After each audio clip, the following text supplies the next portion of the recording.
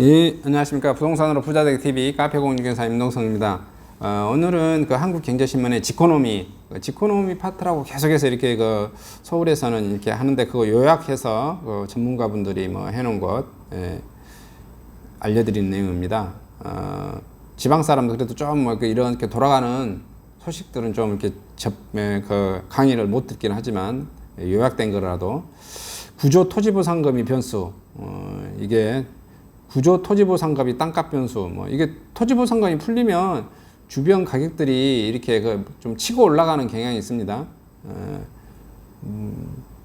그 전원주택 투자는 뭐 신중해야 된다 이렇게 써져 있어요. 근데 제가 보기에는 토지보상금이 풀리면 이게 뭐든지 그냥 다 올라가 버리더라고요. 근데 지금 이제 전원주택 투자는 신중하라는 이유가 그 문재인 정부 들어서 그 이주택자들 굉장히 압박을 하고 있잖아요. 그래서 전원주택, 세컨하우스 개념들은 좀 안 된다고 보시면 될 것 같습니다. 그러나 이게 장기 투자로 뭐 들어가 버리신다면 다음 정권에는 어차피 풀리면 또 이렇게 올라가는 겁니다. 자, 추석 이후 토지 전원주택 시장 전망 해가지고 나왔고요. 올해 집가 변동률 뭐 봤더니 서울은 뭐 0.3월 달부터 0.33에서 5월에 0.45, 7월에 0.48 이렇게 급격하게 좀 오르고 있네요. 전국은 0.30에서 지난 3월 0.35, 5월에 0.33, 7월에 0.34 뭐 이렇게 되어져 있고요. 경기도도 안만하고 서울만 지금 많이 오르고 있네요. 추석 이후 땅값이 향방을 두고 전문가 의견은 분분했습니다. 수조 원에 이르는 토지보상금이 땅값 상승률을 견인할 것이라는 전망과 함께 부동산 심리 위축에 따라 거래량 감소, 정부 규제 탓에 집가 상승률이 약보합에 그칠 것이라는 시각이 혼재하고 있고요. 전문가들은 올해 풀릴 막대한 토지보상금이 땅값의 상승에 재료될 것으로 보고 부동산 개발 업체 지존에 따르면 올해 하반기 수도권의 토지보상금을 9조 282억 원에 풀리는 것으로 집계됐습니다. 이제 올해 하반기 남은 4개월 동안에 약 또 추가적으로 5조 가량이 이제 토지보상금이 풀리면서 시중의 유동성이 풍부해진 만큼 땅값 상승에 영향을 미칠 것이라는 것입니다. 청년주택, 신혼 희망타운, 사업지가 많은 분당 등 수도권 동남권 중심으로 강한 상승세를 보일 것으로 전망했고요. 김정률 버버스 부동산 연구소 대표는 대출 규제 등 주택시장에 대한 정규제가 강한 탓에 매수세가 토지시장으로 옮겨가는 분위기라고 말을 하고 있네요. 신태수 지존 대표, 올해 땅값 전망은 강세, 이유는 토지보상금 확대. 이건 뭐 맞는 것 같아요. 왜냐하면 토지보상금이 풀리면 대부분 국가는 어디를 강제 수용하죠? 그렇죠. 논밭을 강제 수용하죠. 평지를 거기다 그래서 뭐 도시를 만들지 뭘 만들 거예요. 평지에다 임야를 강제 수용은 물론 이제 임야도 수용하긴 하는데 임야가 평지에 가까운 거, 좀 그 불도자로 밀어버리면 평지가 될 수 있는 그런 임야나 하지. 그러니까 대부분 어디다가 하죠? 논밭을 강제 수용하죠. 근데 그게 대부분 지주예요. 그 다음에 농업인이에요. 농업인들이 그거 보상금 받고 가만히 있으면 어떻게 하죠? 세금으로 추징당합니다. 그래서 세금 내기 싫어서 어차피 농사 짓는 사람이니까 또 어떻게 한다? 그렇죠. 다시 옆에 토지를 삽니다. 그래서 가격이 폭등하신다고 보시면 될 것 같고요. 또 그 일부는 이제 토지로 사신 분도 있겠지만은 일부는 뭐 하시겠습니까? 상가도 사고 아파트도 사고 이렇게 되어지는 겁니다. 그래서 주변 부동산 자체가 다 올라버리는 겁니다. 수혜 지역으로는 지하철 역세권 공공주택지구가 될 것 같고요. 이렇게 신태수님이 예상합니다. 그다음에 이제 이창동 밸류맵 리서치 팀장은 올해 땅값 전망을 약보합으로 봤습니다. 토지거래 허가구역 확대, 이유는 토지거래 허가구역 확대, 토지거래 이제 허가구역이 되면 매매 심리가 위축될 것이다, 뭐 이렇게 보여진대요. 근데 이 부분 말은 저는 이제 좀 틀렸다고 봐요. 왜냐하면은 토지거래 허가구역이 이렇게 묶이면 토지거래 허가구역을 묶인 데다가 뭘 개발을 하겠다고 하는 거잖아요. 그러니까 토지거래를 못하게 시키는 거잖아요. 그러면 거기에다 개발하고 그 옆에는 뭐 안 묶어놨잖아요. 사실 안 묶어놓은 강제 수용이 안 될 땅이잖아요. 그래서 토지거래 허가구역이 아닌 바로 토지거래 허가구역 인근에다 땅을 사야 진짜 부자가 되거든요. 그러니까 물론 토지거래 허가구역은 거래가 안 이루어서 하지만 토지거래 허가구역 바로 인근은 토지거래가 많이 이루어지게 됩니다. 이것은 좀 제 생각에는 좀 아니다 싶은 좀 잘못된 견해이지 않냐 이렇게 좀 조심스럽게 생각을 해보고요. 수혜 지역으로는 GTX 역세권 주변을 추천해 주시네요. 그 다음에 이제 김종률 버보스 부동산 연구소 대표님께서는 강보합 주택시장 유축에 따른 풍선 효과 뭐 이렇게 말씀하시네요. 이건 또 뭐 그럴 수도 있어요. 주택시장 그 다음에 착공 앞둔 상기 신도시 주변 이렇게 추천해 주는데, 근데 이게 이제 없는 사람 입장에서는 이게 뭐라고 그럴까요? 유축이 되고 그러겠죠. 근데 여러분 통장에 토지보상금으로 3억 5억 받아봤어요. 바로 통장에 꽂혔단 말이에요. 어떻게 하실 거예요? 해결을 해야죠. 통장에 돈이 3억 5억 10억 들어왔는데 가만히 있을 사람 아무도 없습니다. 일단 뭐 차도 한 대 바꾸고 집도 한 대 사고 새 집으로 사고 뭐 다 이렇게 합니다. 해외여행도 한번 가고 그 다음에 봐서 어떻게 해요?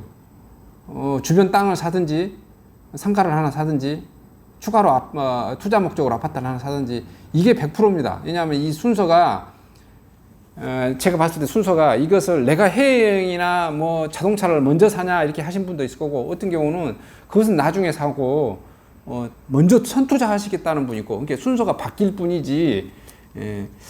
저는 뭐 신태수님 생각에 거의 뭐 좀 맞지 않겠느냐 이런 생각으로 말씀드리겠습니다.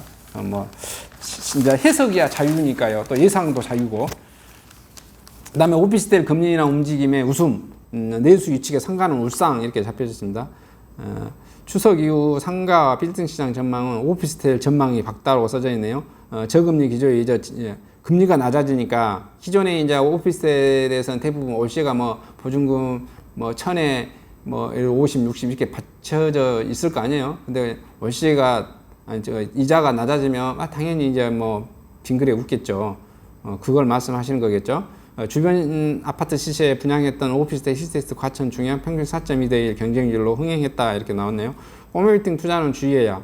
여기서 말한 꼬마 빌딩은 상가 전용 꼬마 빌딩입니다. 상가가 1층부터 3층, 1층부터 한 4층이나 5층 되는 이런 꼬마 빌딩인데 전부 다 상가의 경우 불황의 이태원 등 공실률이 치솟아 임대료가 높아도 임금 밀집률이.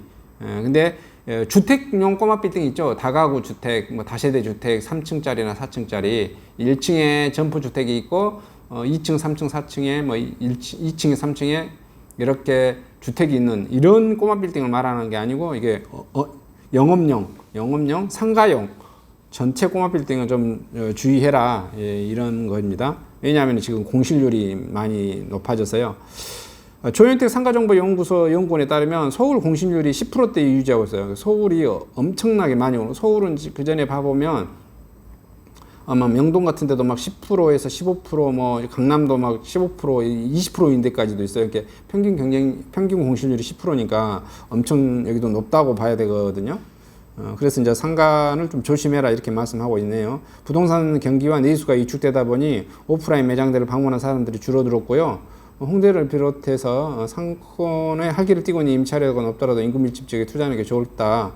이창동 벨루면 비서팀장은 시장 유동자금이 부동산으로 몰리다 보니 꼬마빌딩 수요가 5년간 꾸준히 상승해 서울 외곽 지역까지 사이화가 점차 확대되고 있다. 그러나 최근 오신발 오프라인 유통시장의 하락이 좋지 않아 임차인 구성이 만만치 않고 사무실이 공유 오피스로 수요가 옮겨가고 있는 만큼 새로운 매입 전략 및 수익 개선 전략이 필요할 것이라 보이고 있고요.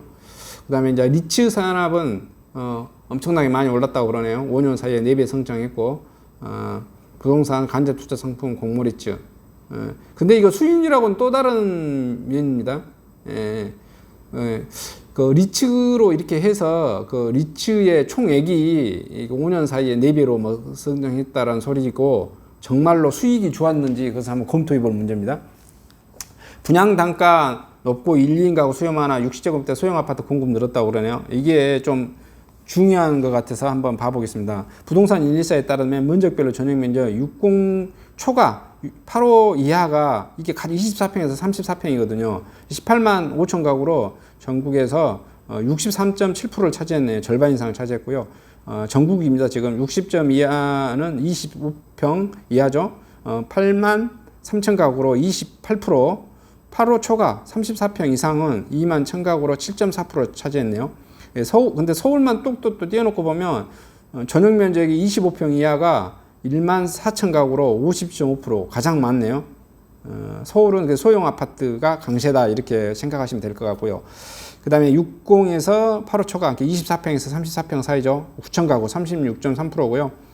8호 초과가 1천 가구에서 6.2%. 그래서 서울 지역에서 8호 초과 공급 비율이 엄청 낮다라는 것을 지금 보여드리죠. 그래서 지금 앞에서 전국 뉴스 이렇게 알려드렸는데 왜 그 8호 초과가 금액이 많이 올라간지를 알 수 있겠습니다.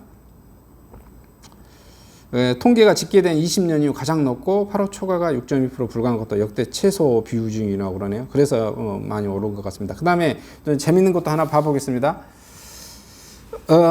서울 아파트 평균 매매 가격인데요. 40제곱미터 이하 2억 한 7천만 원 꼴이네요. 그 다음에 40제곱미터에서 60, 이게 60제곱미터가 25평입니다. 그런데 이게 한 5억 7천 정도 되네요. 이게 평균 가격이요. 그 다음에 25평에서 34평의 평균 가격이 8억 한 2천만 원, 8억 한 1,500만 원, 이 정도. 그 다음에 8호 초과가 평균 가격이 한 14억 다 돼 갑니다. 뭐 이렇게 좀 금액을 이렇게 좀 그 전반적인 것을 좀 알고 하는 것은 좀 이렇게 좋지 않겠나라 해서 좀 이것을 알려드렸습니다. 저는 혁신도시에서 토지, 상가, 꼬마빌딩, 아파트를 중점 중개거래하는 현업공인중개사고요. 물건 접수는 010-727-4080으로 해주시고요. 물건을 주시면 유튜브, 네이버 카페, 네이버 블로그, 밴드방, 공인중개사 협회에서 운영하는 한방 프로그램에 홍보해드립니다. 이런 정보를 또 받고 싶으시면 구독, 좋아요 많이 부탁드리겠습니다. 감사합니다.